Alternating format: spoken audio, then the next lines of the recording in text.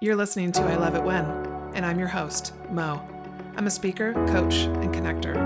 You're in the right place if you're looking for some inspiration and you're ready to truly embrace who you are. My intention with this podcast is to help you see that you are so much more powerful than you realize. Hello, everyone. Welcome back to another episode of I Love It When. I'm your host, Mo, and today I have the pleasure of introducing you all to Tillie Eze. I met Tillie through Ankita Terrell, who was on my podcast back in towards the beginning of the episodes. She spoke all about the energy of money, and I had actually had the opportunity to meet with Tillie over Zoom. And ever since then, I think I told her this, she just stuck in my brain. She stuck in my brain, and I knew I wanted to have her on the podcast. And so a couple of years went by, and then recently, over the last couple months, she just kept coming up in my head, like, talk to Tillie, reach out to Tillie, reach out to Tillie. So I was like, okay. That's usually my guides telling me something. And so I reached out to Tillie through Instagram, and first decided that before I had her on the podcast, I wanted to have a session with her. I try to do this with absolutely everyone that I have on the podcast, but it doesn't always happen. Before I'm going to recommend anybody, any services from anybody that I know, I always want to experience them first, just to have more information. I tell you guys this if you're listening, like, I don't just recommend people lightly. And so I can now absolutely say without a doubt that I highly recommend Tillie and the services that she offers. I had an Akashic Records reading with her, and it was fantastic. I've never had a specific Akashic Records reading before. I've done Akashic Records work with Kai and with like Kai Bertrand, who I've mentioned on here before, the Hawaiian shaman I know, and then my friend Crystal Novak. But I've never worked with someone who does specific readings like this. And so it was fantastic. I mean, you can go, she talks about what it is more in this episode, but you can go into the reading with, I had like 25 questions about who people were to me in past lives and what am I learning with them now? What are some cycles going on with my business? I want to learn more about, like, why is this thing happening? Like, you can ask just about anything. And it's the way Tillie delivers information is direct and efficient and clear. And I just love that style myself personally. I think what she talks about in this episode is that sometimes she realizes that people don't get readings because they're afraid of what they're going to hear. And that usually means that you are hearing messages, you're getting messages about things in your life, about what to do with certain people, maybe to break off relationships, and then you're not doing anything with it. And so I just can't recommend it enough. So that's why I asked her to be on the podcast, because I knew there was so many things that I would love to have all of you just hear from her. And so this is going to be a two-part series. This first part is all about Tillie and her journey to where she is today. And then the second part is going to be more about astrology. So first of all, before I get ahead of myself, here is the 411 on Tillie. Tillie is a multi-hyphenate creator that plays in the physical of fixing while mastering herself in the spiritual world through alchemy. A certified practitioner of transformative modalities, Tillie was given the medicine name, I'm going to mispronounce this, Tiuhtonal Ihuicatl. I should have asked her how to pronounce this. I apologize. It translates to women of precious light of sky, transmuting her past lives by reliving moments in the present timeline. She currently resides in France, expanding her work through experiential collaborations of the heart and soul, feeding her fervor for all things Venusian, and exploring the zenith points of her natal chart. So in this first episode, we talk about her journey of self-realization and how she started to tap into her abilities, some of the obstacles and things that she went through as she was on that journey, when she started her business and what services she offers, what are the Akashic Records, and what kind of information can you ask about, and then how Tillie defines intuition and what clairs come through strongest for her. So it was a fantastic conversation. I can't wait for you guys to hear this. And so let's go ahead and just jump in. Hi, everybody. Welcome back to another episode of I Love It When. I am super excited to introduce you all to Tillie Eze today. I know at this point I will have already recorded an introduction. I'm going to give an actual introduction for you separately because I can never do it with the person on video. It just Oh ends up yeah. being super awkward. So thank you so much for being here today. And I'd love for you to just start off by sharing a little bit about yourself, who you are and what you do. Yeah, I think it's best that I can I talk about like the person I am right now. Okay. Yes. I my name is Tillie Eze. I live in France. I am American. My family is Nigerian, and I really am at a point in my life where I want to embody all those things. Like me existing in France as someone who is American, but also like my I'm first generation, so my roots are like really Nigerian, and what that means. I turned 40 this year, and Wow. so I am at the version of myself that is very self-exploratory, but also like if it comes along my path and it's of interest, I'm willing to give it a shot. And I say all that because my progressive sun shifted to Sagittarius last summer. And I feel as if all the Sagittarians in my life have really primed me for this moment of like the next 30 years of my life of like what not to do, what I would have done if I were five, all these different things. And I am the most unserious, serious version of myself I've ever been. And it feels very childlike. It almost feels as if like if I had all the authority of an adult, but in childhood. So that's like the best way of describing myself in this moment in the best way possible, truly. Oh my gosh, I love that description. Yes. Thanks. Can you tell everybody a little bit about what you offer and what you do with your business? Yeah, so I actually support people on their journey of self-realization through healing. And I chose self-realization because I think, or I've seen how most of our life, you know, we've always, we're like, I want to be an actress. My parents want me to be a doctor, so I'm going to go on that path. So you're actualizing a path that you actually have no real connection to, except someone feels or desires for you to take on that role. Now, if you want to be a doctor and your parents want you to be a doctor and you become a doctor and you're like the happiest you believe you ever could be, that's amazing. But the majority of the world is not existing in that way. And Hmm. so I chose self-realization because it's that thing of like what actually happens when you exist in your own magic. Like what actually happens when you follow the path that you know your soul is calling you to follow, you know? And so I have found that when people really embody that, there is a level of confidence that they're able to authentically exist in Hmm. that no amount of like my services or your services could ever bring them. It like almost is like a way of rewiring the Hmm. person's foundation by also honoring where they are right now in their timeline. And Hmm. so that's my focus. And Hmm. that's those are the services or the idea that I offer people, not the idea, but the journey I offer people through the services of like the Akashic Records and astrology and like shamanic tools like shamanic journey, past life regression, cord cuttings. Like, I mean, I get very, very deep in the work that I do, but I also understand that when everyone comes to me, they're coming on a different level. Hmm. So for me, if I were to go to another practitioner, I'd be like, girl, this is what I want. Cut this, cut this, cut this. I will deal with the obstacles, the challenges. Whereas another person is like, Yeah. I have kids. We just purchased a new home. Hmm. I've been with my partner for 25 years.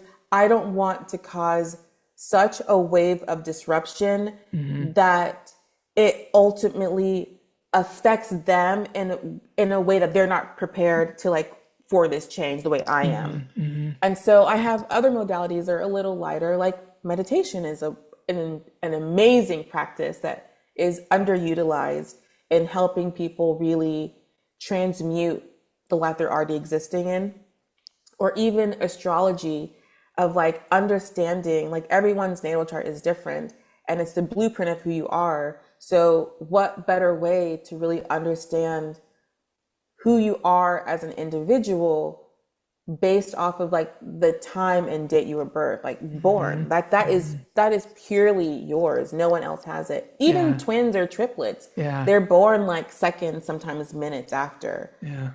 So yeah, those are the things that I offer. I mean, I offer others too, but like those are Yeah. the ones that really come to heart in this moment. Okay.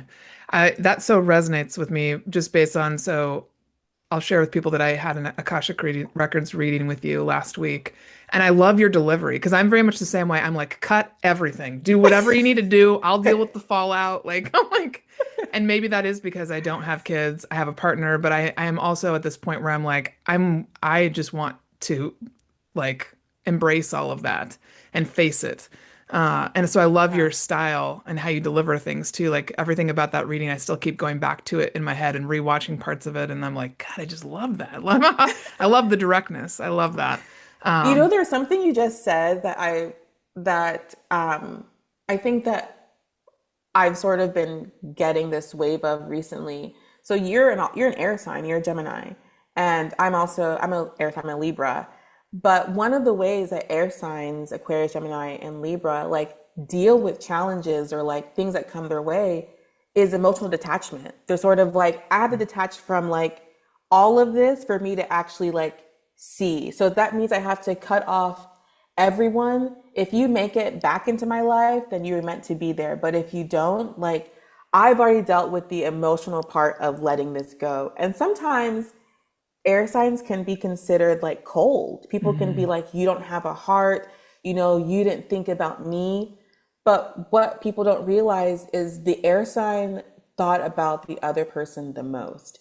But they're like, it is actually better for me to let this go mhm. so that we're not dealing with this in like 6 months, 8 months. So you mentioning like just cutting it off. A lot of times people are kind of like, y'all are mean, Mhm. but it's not. We're Yeah. really not. No. I also have to say So too, the way you talk about your work and when people the self-realization they come into and how that confidence that shines through and like there's nothing I love how you say that there's nothing that can compare to that. Like when they self-realize, there's no other coaching or other things that will ever make them feel as powerful or as strong. And it's something came to me to ask you of like, so I've only had like two conversations with you, right? Like I did the hmm. Akashic Records reading and like we met one other time and then one time a couple of years ago. And you've always had this like I feel like it's like this bubbling brook of like joy when I is what I envision you. Like, you're just like joy emanating, emanating, emanating. Do you feel like you have always been that way, or did that come through more as you embraced and really like decided to do what you're doing now, all of you? I don't know if that makes sense. No, it totally does actually. I will say that yes, I've always been this way. It's just since I started my own journey that I've allowed myself to embody this is who I am, because since I was a kid, like literally it was like my sister did pageants, and a lot of Mm. times people thought, they were like, "Oh my God, you're the one entering." I was like, "No, it's just my sister." Like I was always just like everyone's hype girl. Like I don't know what it is. I just love sort of like talking about the greatness of people. Like I feel as if we just I just really enjoy talking about really good, exciting things. I can be very analytical, but even in all my analysis, like the roots always like beauty and happy and like sort of like this unrealistic optimism. And I think I've just always had to have been that person for myself. And so something that I guess I wouldn't call it like a coping mechanism, something that was just innately within me that I didn't know was different because it just was who I am. As I got older, it was something that I was, I don't want to say I was ashamed of. It was more so of like, if people see me this way, like, why are all these bad things happening? Like, what am I doing wrong? Or like, maybe I need to dim this light, or it's making people uncomfortable. now that I just accept it. It's like, this is who you are. Like, you're gonna say crazy things sometimes. You're gonna do things that people are gonna find weird or odd. And that's just who you are. And this is the most unmasked version of myself. And that feels different from like me wearing this personality as like a mask of protection. Like this is who I am. And so Mm. I think this is me now really enjoying it and seeing the magic that comes from like me not being ashamed of it versus like when people say, "Oh my God, I love your smile." I'd be like, "Oh my God, I had Invisalign." It's like, why are you being so self-deprecating? Like, like why would you say that? Like, why would you cut off a compliment? Mm. Like, and now it's like, "Oh, thank you. I love it too." So like, Yeah. I love that. I yeah. love that. Can you describe a little bit about what your journey has been like to get here? Your journey of becoming who you are and the services that you offer. I'm just personally curious too about your spiritual journey of how did you begin to tap into your abilities and utilize them? Yeah, so I actually give thanks to Barcelona, Spain for starting my journey. Um, I was working for family at the time where I essentially like ran their entire life. And so I adjusted my life schedule to fit their life schedule. And my birthday always coincided with a time that was never convenient for like travel away. And so I believe it was my 30th birthday that I booked a trip for the following March. My birthday's in October, so it coincided with like their time away on spring break.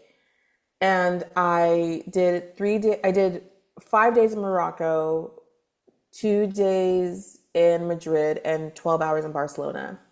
And when I was in Morocco, I was like, oh my goodness, I have this feeling of like, I don't want to go back. Like, I just feel so good here. Like, there's a calling. I don't know what it is, but I don't want to go back. And I actually, at that time in my life, was someone who I would just like pack up and I'd be like, I'm leaving. I'm moving somewhere else. I'm going to leave my suitcases here. I'll come back for them. I never did. So, like, all these, like, I would make these drastic changes. And I really felt that call again, and I hadn't felt it in years. And I was like, "No, Tilly, you have to go back to the States. This is crazy." And so I went to Madrid. Madrid was cute, but then I was in Barcelona for 12 hours. I met up with her friend from high school who was heavily pregnant. It was super hot. She was like literally just walking around town with me, showing me around. And I kept saying, I was like, I don't want to leave here. Like, I don't want to leave here. And so we get onto like their version of the metro, and there is a guy who had a southern accent, and he was like, "Oh, I hear. Where are you guys from?" We're like, "Oh, we're from Texas." And he was like, "Oh, so am I." And he's like, "Oh, I've been living here for so many years. I paid this amount. I think it was like 1,200 for a two-bedroom with a terrace, and just like, and I was just like, I'm paying that for like a room in a townhouse that I don't even like. I don't have it. Like, I'm thinking of all these things. Like, why am I spending all this money in the States? I obviously need to be here. And when she left, when we parted, she was like, I guess I'll see you here next time. And like, that was it. I knew I was moved to Barcelona. So when I returned, I gave my notice at work. I actually gave them 18 months, which was more than they deserved. But I also used that time to really prepare myself. And Mm. then that's where I was like, all right, I've started making money to move to Spain. So I need to figure out different ways or different networks to tap into. So that forced me to grow out of the comfort zone that I had built for myself already. It was like, you can't rely on this family. You have to reach out to people you used to work with, like that uncomfortable conversation. So that's where it really all began. It was like, Mm.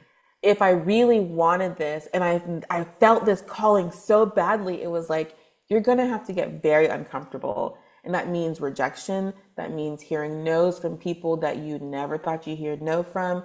That means, you know, people you thought that always supported you all of a sudden are like, do you really want to do that? And so through the process of choosing myself during that time, I like lost a lot of people and a lot of things, and a lot of doors and chapters were closed. Some were forced to be closed. And then I joined this networking group, and then there was a woman in there who was a life coach. She's now I think like an executive coach, but she was offering something, and she's like, I have one more slot. And I was like, ugh, I think this is a scam. I don't really want to do this. But it kept coming up. I kept thinking about it. And I'm like, all right, you can either invest in this nonsense, or you can, you know, for a couple of months, not buy that and invest in something that could potentially change your future. And I was like, fine. So then I invested in her. And investing in her was me investing in myself, because one of the first revelations that I thought, you know, was of no real value wound up being the first catalyst of me truly being like, oh, fuck all y'all. I don't need you. And like that mindset, I was like, okay. And then after working with her, I was like, I think there's something deeper within me that, you know, the life coaching offered very practical solutions that I was actually enabled to enact in my life. But I felt like there was this like smoky orb rotating in my throat. And it was just there. I went to the doctor. They're like, nothing's there. But I was like, but I could feel it. It felt dark and smoky, and I could feel it just sort of like scratching in my throat. And so in this networking group that I was a part of, someone posted about saying they need a healer. And I was like, oh, maybe that's what I need. I don't know. I don't really believe in that, but let's see.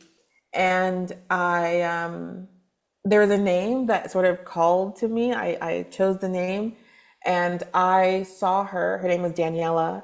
I saw her for the first time Martin Luther King Day.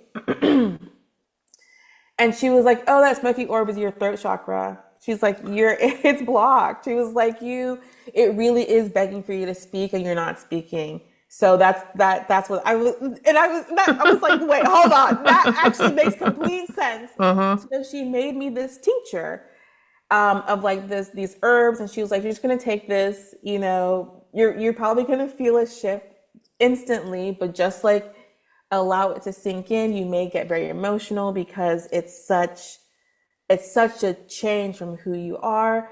And I was like, okay, like fine, sure, whatever you say. And I started taking it, and I was like, sometimes I'd just be crying. I was like, did I just say that? Did I just stand up for myself? Did I just say no and like not care about how they felt? And then we had another session about 2 weeks later, and she was like, had me on this table, and she was like, okay, so now you're going to scream. And I was like, oh no, I don't do that. Oh no. I don't really raise my voice.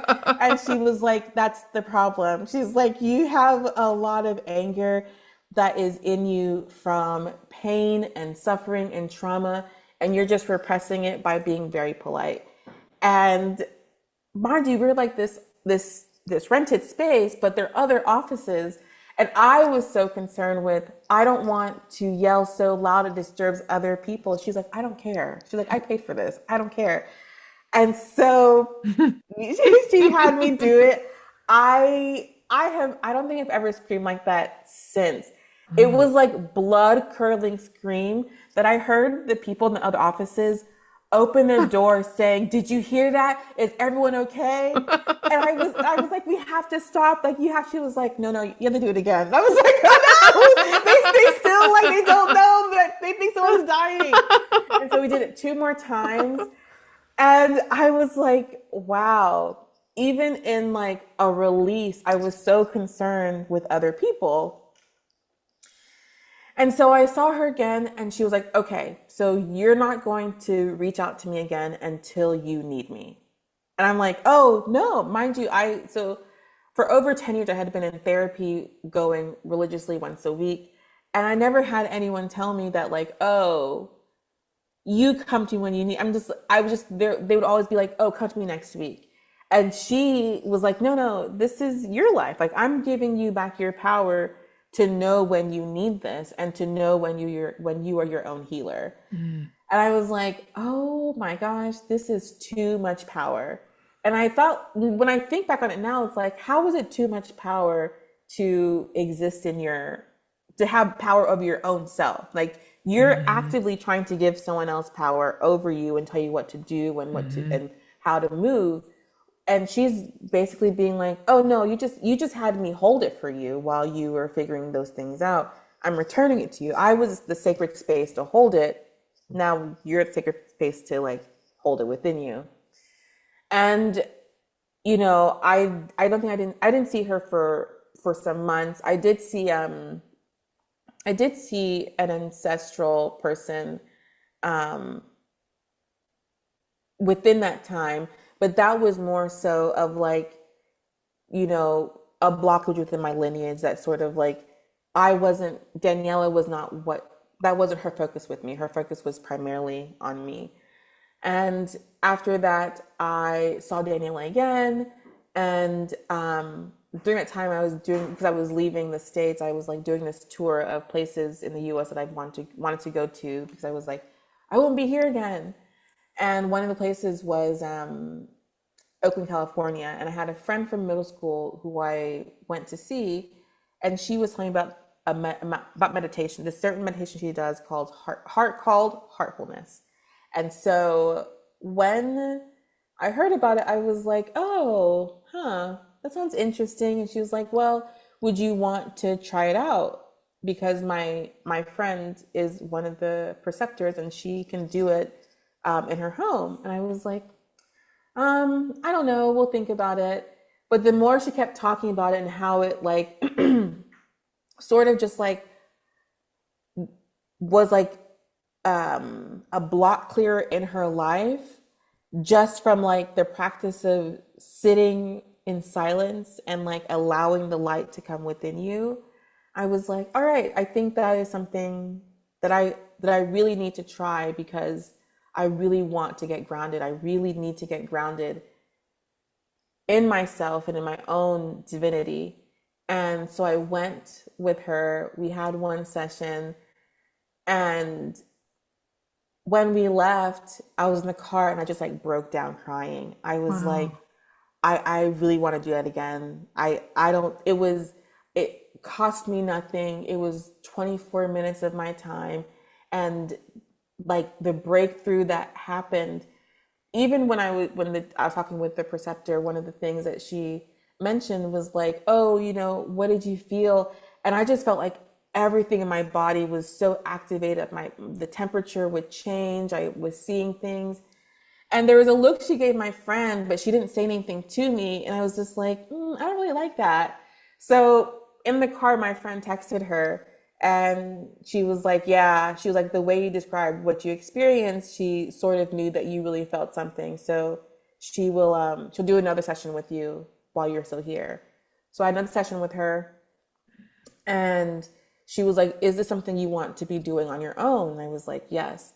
And so we had our third session virtually.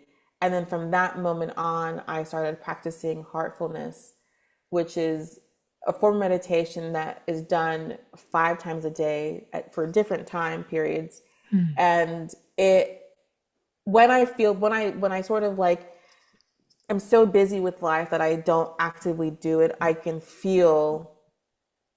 don't say I feel the blocks returning, but I feel like the chaos returning, like the chaos that the meditation clears out of the way for me to like see and feel things differently. Wow. So as that all was happening and, still using the tincture, it was just like I was existing in such an unexplained form of euphoria that like it was surreal. Like I did not feel grounded on this plane. I really felt as if I was just having continual outer body experiences and really just connecting with other realms in a way that at times I was like, how do you as a human not feel this? Like, what is going on? Like, honestly, I felt like I was an alien. Yeah. And so I eventually moved to Barcelona. And when I was there, I had this experience with the moon where I swear the moon was like in the room with me. And I tried taking a photo, but I couldn't find my phone, which is insane because when I woke up, my phone was right next to the bed.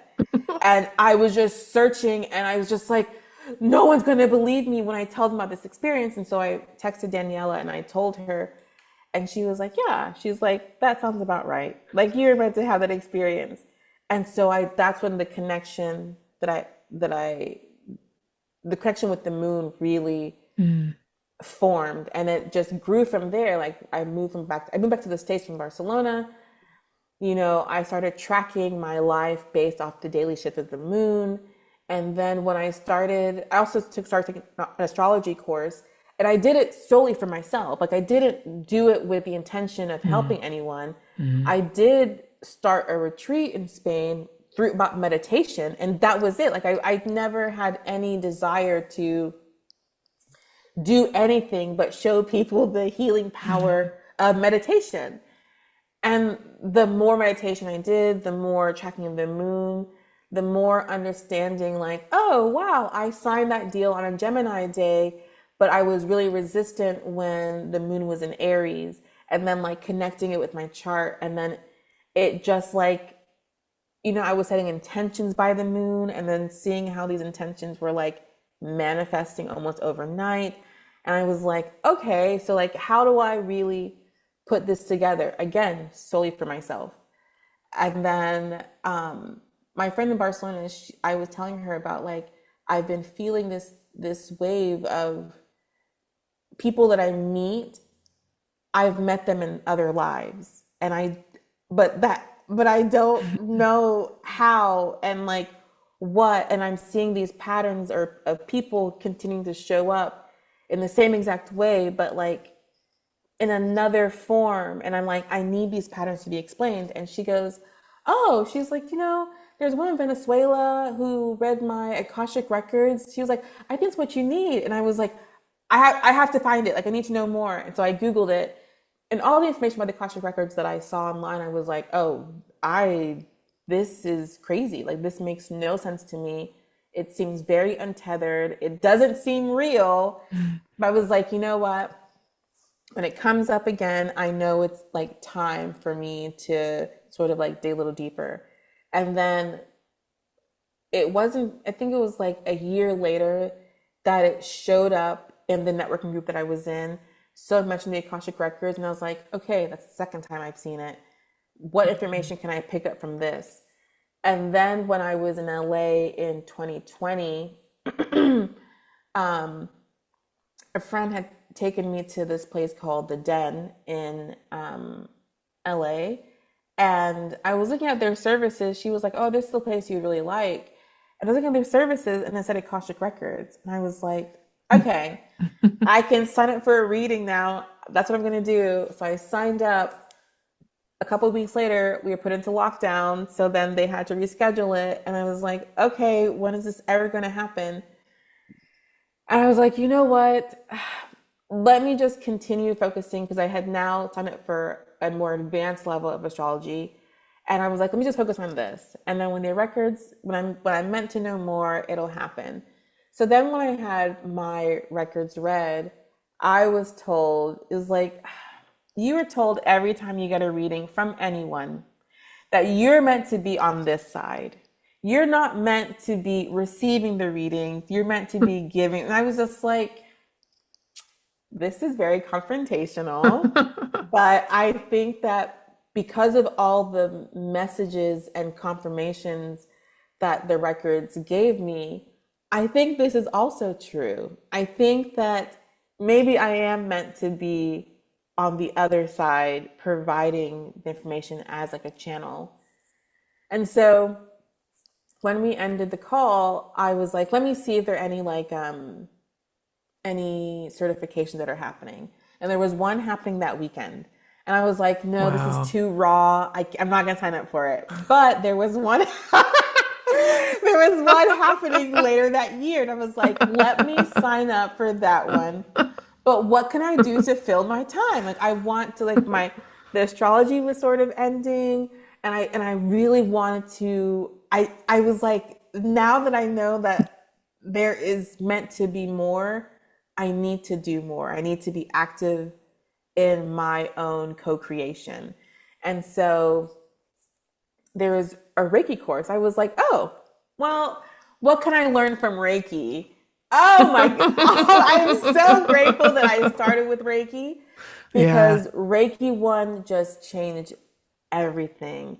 It was like it connected the dots Mm.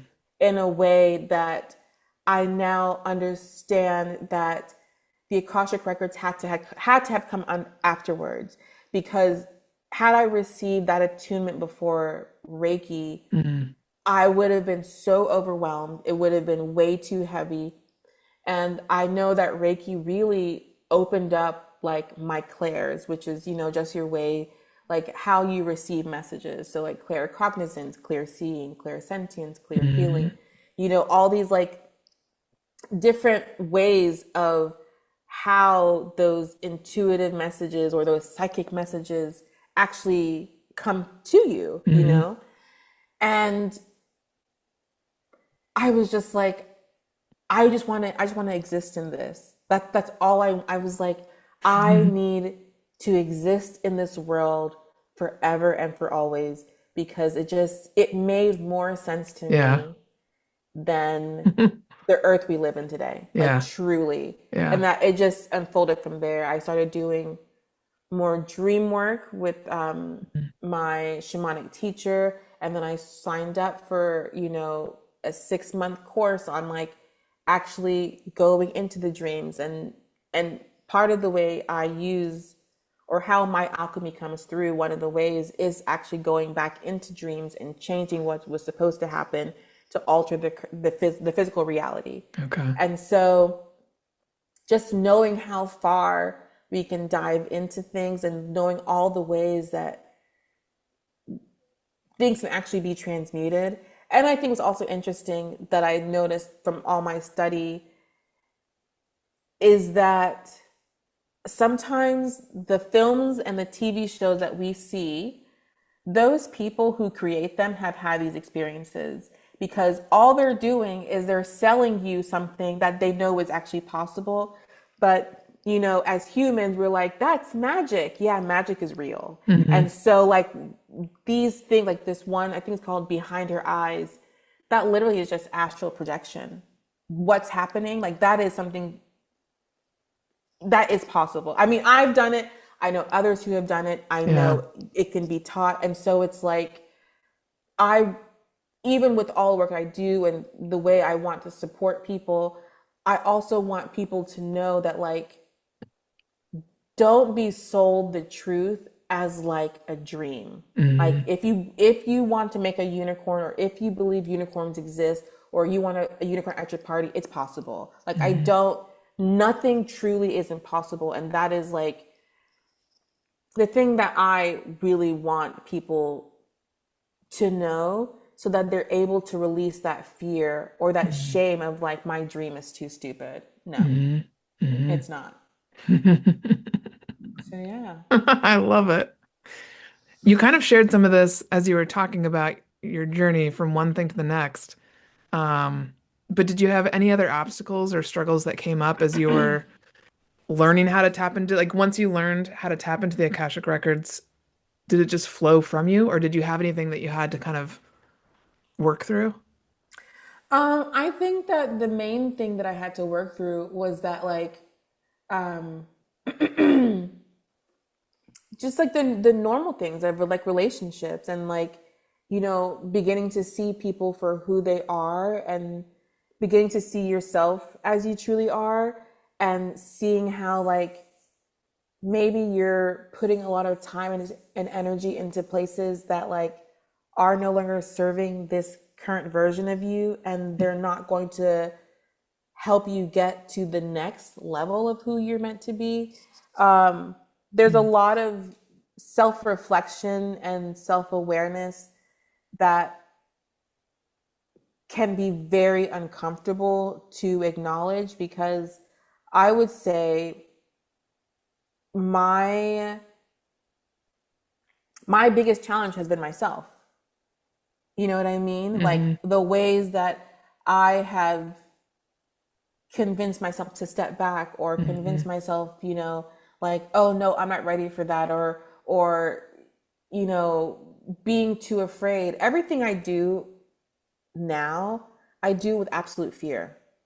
This podcast, I'm scared. The work that I send out, I'm scared. The website, I was scared. Saying yes, saying no, cutting things off. Those are very frightening things, because they cause an imbalance when you're so Mm-hmm. used to carrying a Mm-hmm. certain amount of weight in your life, and then like you break up and it's like, oh my gosh, so who's gonna do all that and do, but that's okay. Like that's what, you know, you can always recreate a version of balance that works for you until you return to a balance that's most comfortable for you. And Mm-hmm. so my biggest challenge was myself, you know, having to cut people off, having to cut family off, having to like have the conversations of like, you are actually the problem, like, or you Yeah. treat me in this way, or, you know, you're Mm-hmm. gaslighting me, like really calling things out rather than expecting the world to like see your suffering and be like, are you okay? Like people are good. I mean, look at the world we live in today. People are seeing suffering happen every single second. And because no one's stopping them and being like, do you see this? They're walking right past it. But Mm-hmm. until they're confronted with it, it's like you have the option of saying, "Oh no, it doesn't exist." Mind you, it's right there in front of you.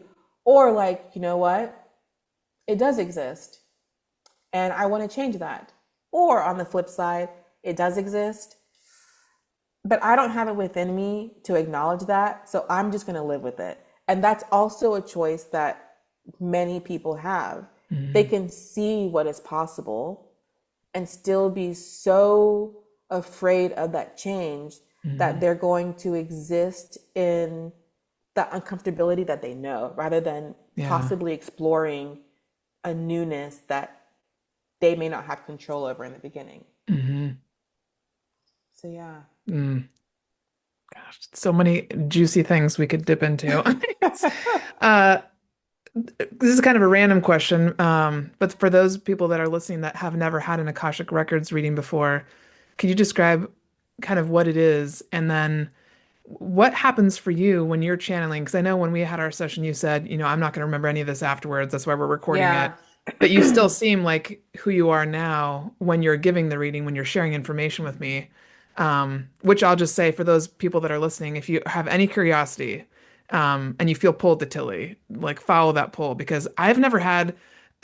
I love your style of reading again too, because you're so blunt and direct, and it's like fast. So like, and I just like a lot. Like I'm not afraid of that fear.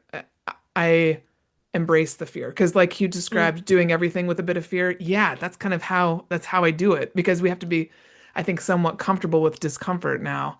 So you're yeah. just like question, question, question, question. I had Yeah. like 25, 30 questions, and I think we got to almost every single thing. We did so much in an hour. It was amazing. Um, and so, can you describe to people kind of what is the Akashic Records for those that don't know, and what happens for you when you're channeling like that? Yeah, so the Akashic Records, the way that I explain it is that the Akashic Records are your records, past, present, future, across all lifetimes and all realms. And because it's future, it's also all possibilities. And I state that because a lot of times people come to me with questions about like relationships, and they're like, "Oh, you know, we have this amazing vacation planned, but he's not the one. And I really want to go to Aruba. And I'm like, all right. So we'll ask the Akashic Records of like, how long does this person have to basically end this before it becomes a karmic cycle that they cannot take care of until their next lifetime? And so when I say karmic cycle, it can be anything that basically binds you to that person. It can be a business, it can be a contract, it can be a child. It could be, you know, maybe you went in on an investment with this person and now your money is tied to that person until they choose to give it back to you. So there are all these different things that could possibly happen the longer you stay. And so the records will show you, okay, so you know, in 2 weeks, something's gonna happen, and you're gonna be like, you're gonna get the ick, and you're gonna be like, oh my God, I gotta go. But then if you wait until after Aruba, these are the possibilities of like, you know, you may have a moment of life and death, and you just feel bonded, and you decide like, all right, I can give this a go. But then week 8, you're sort of like, oh God, no, he was meant to do that. He's my boyfriend. I need to break this. I need to end this. So it will give you all these options because not everyone's like an air sign where they will just detach for their own higher good and be like, I have to cut this off. Some people, let's say like the Taurus, is sort of like, all right, I've been so steady and sort of codependent in this. How do I separate myself without losing too much, without feeling as like that emotional breakage that's I don't want to really sever that tie so quickly. I still kind of need them. Like, what do I do? And so the records will show you all the answers in a very loving way. And so even though the way I'm talking about it sounds like really cutthroat, the Akashic Records is pure unconditional love. So everything I say and everything that comes through, it will come through in a manner that is best for the person in that moment. And it all so felt for very loving when you were delivering the information. Like it was, yeah, yeah. I mean, and I don't know if I mentioned this to you, but like I've just felt so many variations of love through the Akashic Records and through opening up people's records. And I think that's actually one of the gifts as being the channel of the Akashic Records, because I think it's important for people to know that there's an energy exchange happening. There's an individual, myself, who's willing to like almost temporarily empty out her body, her spiritual body, to allow yours to answer all these questions. That's exhausting. You know what I mean? And so it's like this understanding of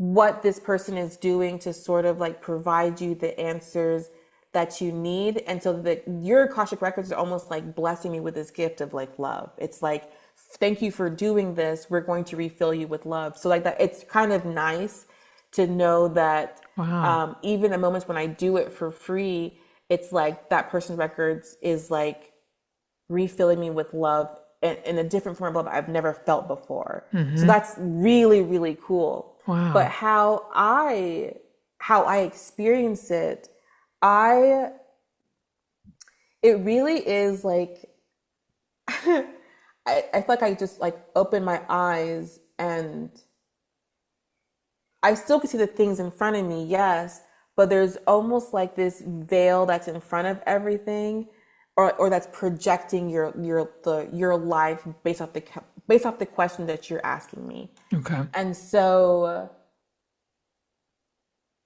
sometimes the responses will come in through like actually hearing the voice, or like seeing like just very clear images, or I've had moments where like before I even started the session, I had like this, like I wanted to vomit, but I was like, I've never tasted vomit like this. I think this is what morning sickness tastes like. And I was right. It was like, when I talked to her about it, she was like, oh yeah, that makes sense. And so it was very gross for me, but that's also the way, the records were providing me that information, because I wouldn't have really understood it if I saw someone who had a baby. I'd be like, oh, you have a new idea blooming, if they showed me like a pregnant woman. But through that clairgustance of like Hmm. actually tasting, that you can't, Yeah. nothing else causes that except for morning sickness, pregnancy. You know, Yeah. sometimes they'll Yeah. get so literal to provide the information, to also really, I think I would think a lot of people's guides are like, thank God they have finally come. We have a lot of information for them. We don't have much time.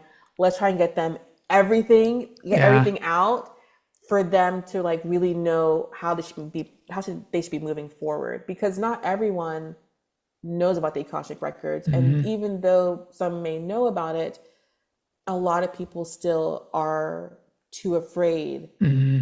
to have their records read. They Hmm. have the concern of what am I going to be told? And Hmm. I say, if you already have that concern of what you're going to be told, they're already telling you messages and you know it and you're refusing to listen, Absolutely. you Yeah. know? Yeah. So, yeah. Wild. So, okay, so you do Akashic. I'm kind of like want to give everybody like the menu of what you offer. People can do Akashic Yeah. Records readings with you. Uh, they could do an astrology session with you.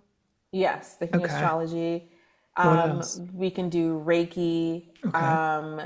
And I do Asui, which is one version, but there's also Earth Ascension, which is more for Hmm. like creatives when you really want to crack through a project that you're working on, or like Oh. you're really I don't want to call it like a block, but it's more so of like everything of the process at a standstill, and it just cuts through whatever that block is to sort of like Okay.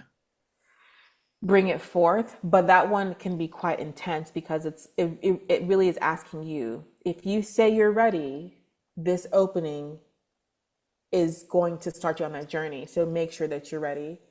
um, Hmm. there are shamanic things, or shamanic practices that I do, shamanic journeys, past life regressions, cord cuttings, soul retrieval. I love soul retrieval, Hmm. because there are two ways to do it: of one, retrieving your soul into a crystal; another one of retrieving the part of that soul back into yourself.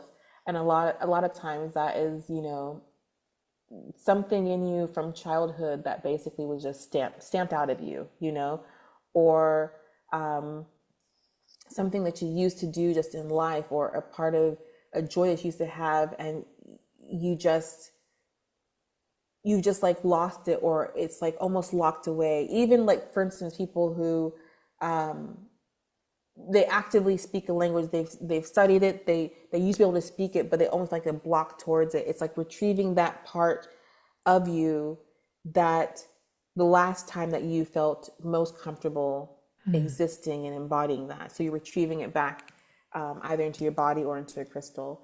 And then there's like fire readings, which is more ancestral.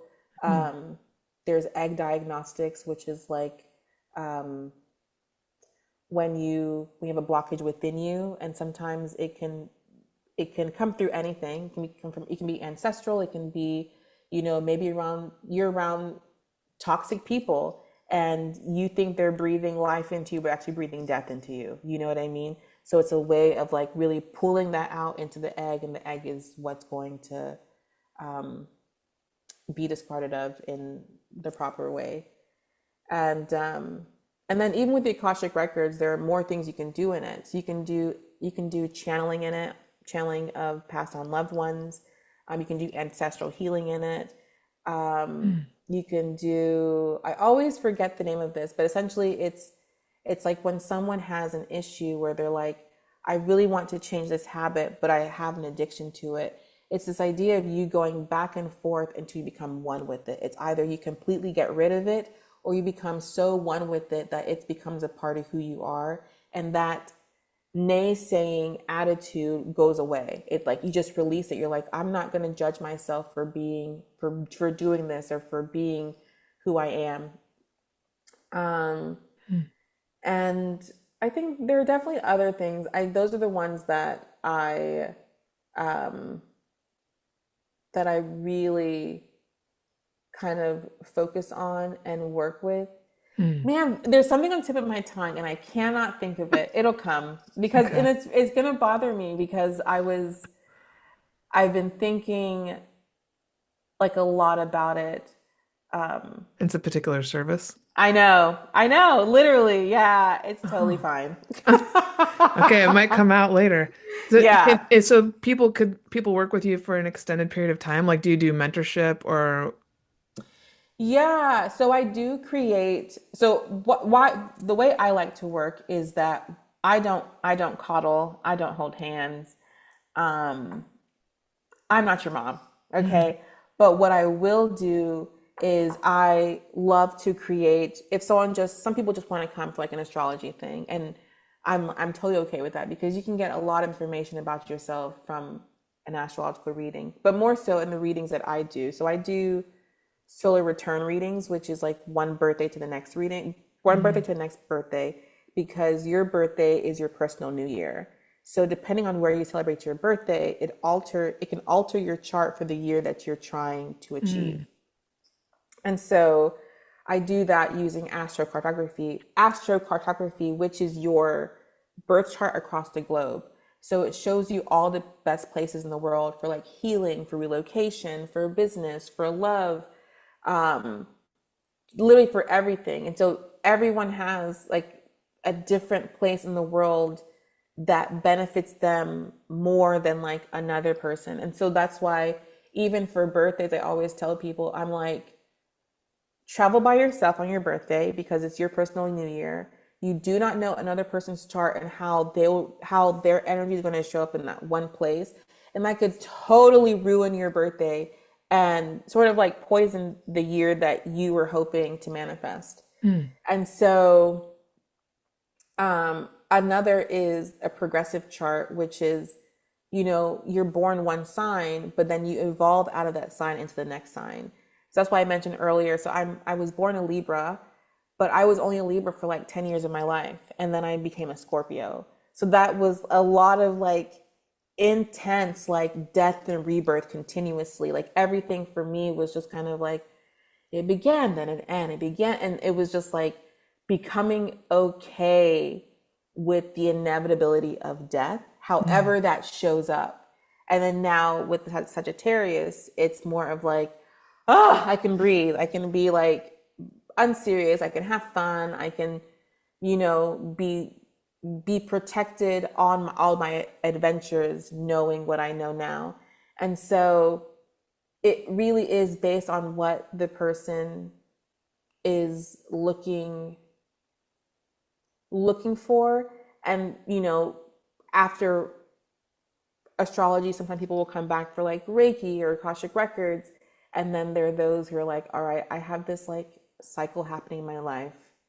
I've tried to end it for years. I just really need some guidance. And then that's when I'll create like a plan through like the shamanic consultation. I'll be like, okay, so let's get down to like how far, like where are you and what are you willing to shift, and how far can we go with, and what are you most comfortable Mm. doing? And there have been people who are like, this person just keeps showing up in my life and they are the worst person for me, but I don't know what it is.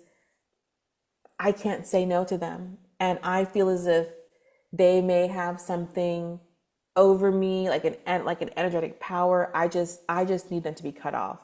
And so it can be about a person, it can be about a business, it can literally be about anything that you feel is sort of like weighing you down and stopping you from actually realizing who you're meant to be. I got it Mhm. now. I remembered it. But okay. There was a question that you asked me earlier about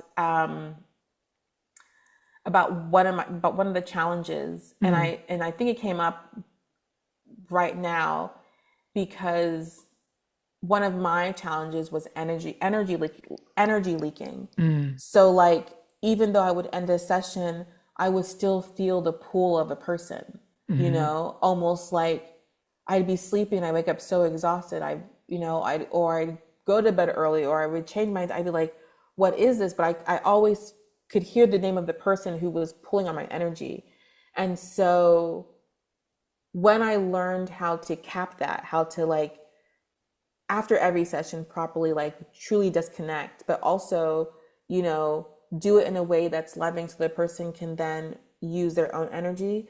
That is something that a lot of time people would come to me for, to create some sort of like package of like, they're like, I feel like I'm being drained from everyone around me, or I feel as if like I, even when I try to pour into myself, I'm actually pouring into someone else. Like there's a leak in everything that I'm doing, that I'm actually not receiving 100% of all the in like all I'm putting in. Mm. And so when it's things like that, when it's something that's much deeper, that's where I find, I don't call it coaching, but more so of like, there's something in the shamanic world called a scout, and a scout only follows you on the path until they're meant to let you go. It's like, all right, so the rest of this, you're meant to travel by yourself. And if at any point you need me again, you know where to find me. But I'm not traveling this path with you. This is now for you to do. Hmm. Yeah. I think I was supposed to hear that too. Yeah. Yeah, because definitely I resonate with that. And I've talked about that on the podcast before about making sure that you're not leaking energy and Mm-hmm. properly disconnecting from people. Because yeah, it's an interesting thing when you work with a lot of people It is. to Because wake the up and thing feel of, that. yeah, because you have to remember that everyone who's coming to see you is coming at a different level, you know? Hmm. And there are some people who really are just not ready to completely walk their path by themselves. Hmm. And so if there's a way for them to tie themselves to you, either through, you know, financial transactions, or through, you know, collaboration, or Hmm. through like relationship, they're going to find their way until they feel that they're ready to let go. But a lot of times what happens is that you're that person's like teeth. They're not letting go. You know, Hmm. like they never actually feel safe enough to let go, because they found the way to like intertwine with you, Hmm. that you thought it was one thing, but for them it's far more, you Yeah. know? Yeah.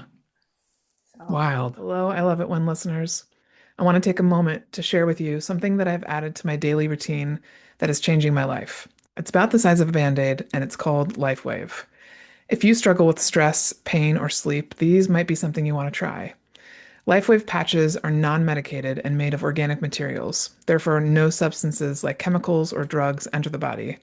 And using your own body heat and light, the patch reflects your own light back into your body and can improve skin appearance and confidence, enhance sports performance, improve mental clarity, help you to relax, improve your sleep, better manage stress, support a healthy cardiovascular system, and more.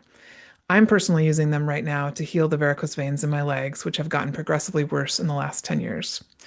You wear them for 12 hours on, 12 hours off. I put one on when I get up in the morning and then I take it off right before I go to bed. I highly recommend checking out the Eon and the X39 patch to begin with. The X39 patch is the world's first and only patented technology that uses a phototherapy system to improve strength and stamina without drugs or stimulants. The other thing I really appreciate about LifeWave is that they've made it very accessible. You can get started for as low as $100 a month and see the impact on your health.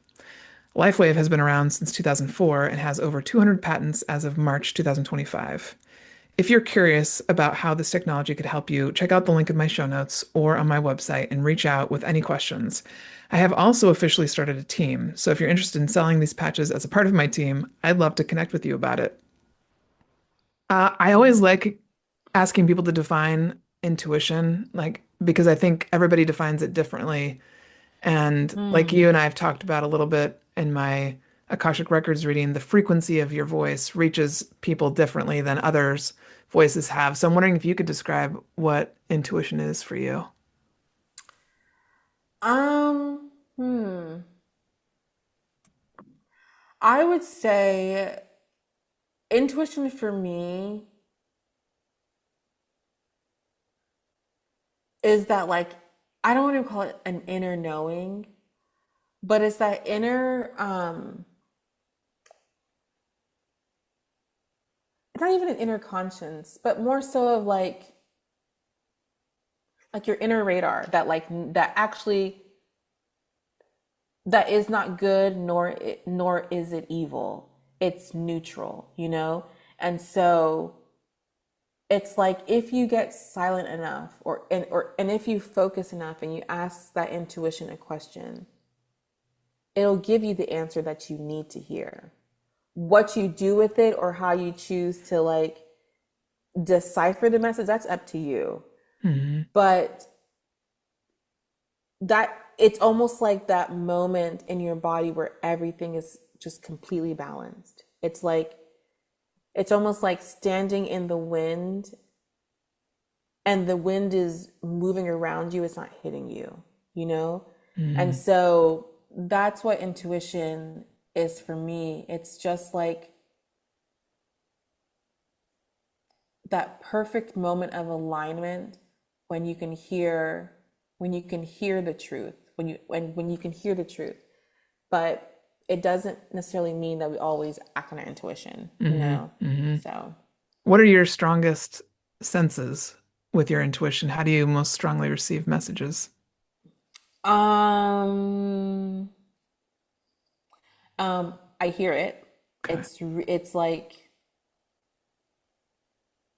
it's very loud, but and I don't want to say it's screaming because it's not screaming. It's the loudness is through like the intensity of sound. You know when you hear sound that's super loud, how like you're like ah, Mm-hmm. but like for me, there isn't the sound, it's just the force of what that sound feels like when it hits your ear or hear. Okay. And that's how it's like it almost very like it wakes you up. And sometimes for me it's like I'm like, did anyone else hear that? And I know they didn't. And that's why I just stopped asking. It's like only you heard that. Please stop. And so that's one way. Another way is just like in my body. It might like I I have practiced how to reattune the sounds and feelings of my body where, you know, the moments of that gut feeling, how it used to show up as like churning and anxiety and all these different things. And it's like your gut's meant to tell you something. Like and if it's anxious, like you can't hear anything, you know? So I like will ask my body out. Like sometimes I do like when I'm in the grocery store and my eyes will see something and be like, oh yes, I want that. But my body will be like, girl, no, you don't. And I'm like, who's gonna win? And so I'll just stand there and I'll ask, I'm like, all right, can I have this? And it's like, no, but you can have that. And it's like, okay, that's still a good option. I'm willing to take it. And so it's almost like I don't want to say I can't trust my eyes, but it is one of those things of like even reminding me of like what you see or think that you want is not what you want, is not what you should be having, you know? Yeah, And so those are yeah. like I think those are like the two strongest ways. And I think they're the strongest ways because they're the only way for me to actually listen. Like anything that's going to slow me down physically from like moving around, Mm. I'm like I don't want to do that, you Yeah. know? Or anything that like I don't like yelling, so that when that happens, I'm kind of like, okay, I hear you, I got it, you know. So When you hear yeah, the yelling, is it your own voice or do you hear no, other tones? Okay. no, oh, I Yeah. hear no, no, no. I hear my aunt sometimes. I hear my dad. I hear my uncle. Yeah, and that's the thing.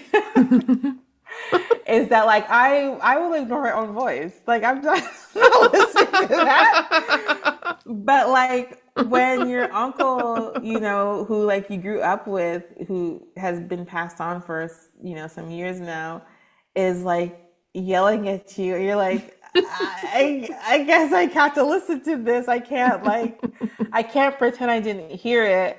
I almost have like this like fear of like, what if they tell my mom? And I will, you know, and my mom will call me and she'll be like, Tilly, I was thinking, I was like, what were you thinking about? Okay.